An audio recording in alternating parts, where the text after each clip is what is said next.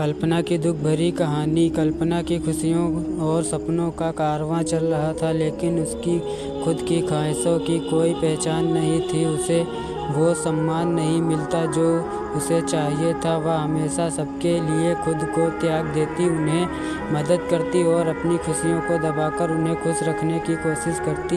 कभी कभी अपनों के लिए अच्छा सोचना कब बुरा बन जाता है, हमें पता भी नहीं चलता। कल्पना के साथ भी कुछ ऐसा ही हुआ। तो आइए अब जानते हैं कि क्या है कल्पना की दर्द भरी कहानी। कल्पना के सास को सब पता था, फिर भी वह अपने बेटे के सामने एक शब्द नहीं बोलती थी। शाम को जब राहुल आया तब उसने रूम का दरवाज़ा खोला।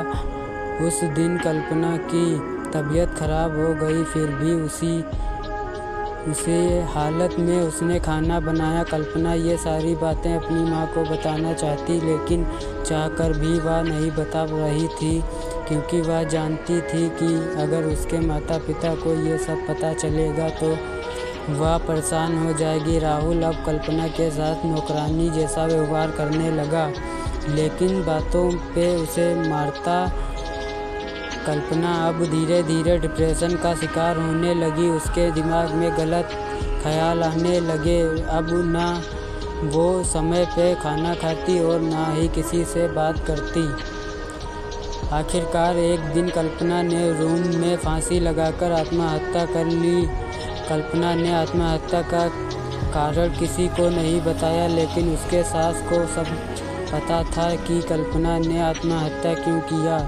दूसरी तरफ कल्पना के माता पिता को रोककर बुरा हाल हो गया। कल्पना की मां ने पुलिस को आत्महत्या करने उसके ससुराल वालों को बताया। पुलिस राहुल और उसके माता पिता को ले गए, लेकिन पैसों के दम पर कुछ ही दिनों में राहुल और उसके माता पिता जेल से छूट गए। जीवन में अक्सर अच्छा दिखने वाला इंसान अच्छा नहीं होता, उसके अंदर कहीं ना कहीं बुराई छुपी होती है और वही बुराई किसी की ज़िंदगी को बर्बाद कर देती है।